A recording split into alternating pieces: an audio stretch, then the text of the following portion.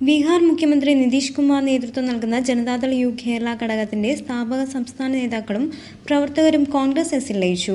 Harippad Murali conference ഹാളിൽ നടന്ന ലയന സമ്മേളനം കോൺഗ്രസ് എസ് സംസ്ഥാന പ്രസിഡന്റ് കടന്നപ്പള്ളി രാമചന്ദ്രൻ ഉദ്ഘാടനം ചെയ്തു. UDF സർക്കാരിൽ നിന്നും കേരളത്തെ മോചിപ്പിക്കാനുള്ള പുതിയ അവതാരമായി ലഭിച്ചതാണ് കസ്തൂരിരംഗൻ റിപ്പോർട്ടെന്ന് കടന്നപ്പള്ളി രാമചന്ദ്രൻ പറഞ്ഞു.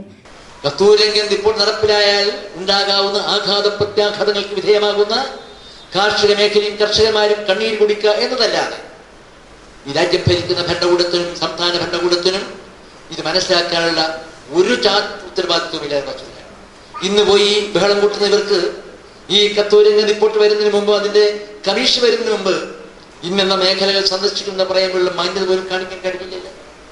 അതാണ് നിരുത്തരവാദപരമായി കൃത്യവിലോപം കാണിക്കുന്ന ഈ ഭരണകൂടത്തിന്റെ നിർവഹണ പരാജയം എന്ന് ചൂണ്ടിക്കാണിക്കാൻ മാത്രം ഞാനത് സൂചിപ്പിക്കുകയാണ്. അതുകൊണ്ട് കസ്തൂരിരംഗൻ റിപ്പോർട്ട് തീർച്ചയായും ഈ സംസ്ഥാനത്തെ രക്ഷപ്പെടുത്താനുള്ള ഒരു മരുന്നായി തന്നെ മാറുമെന്ന് ഞാൻ കരുതുകയാണ്. കാരണം UDF സർക്കാരിന്റെ മോചനം, UDF സർക്കാരിൽ നിന്നുള്ള കേരളത്തിന്റെ വിമോചനത്തിന് വേണ്ടി കസ്തൂരിരംഗൻ ഒരു പുതിയ അവതാരമായി ലഭിച്ചതാണ് എന്ന് ഞാൻ കരുതുകയാണ്.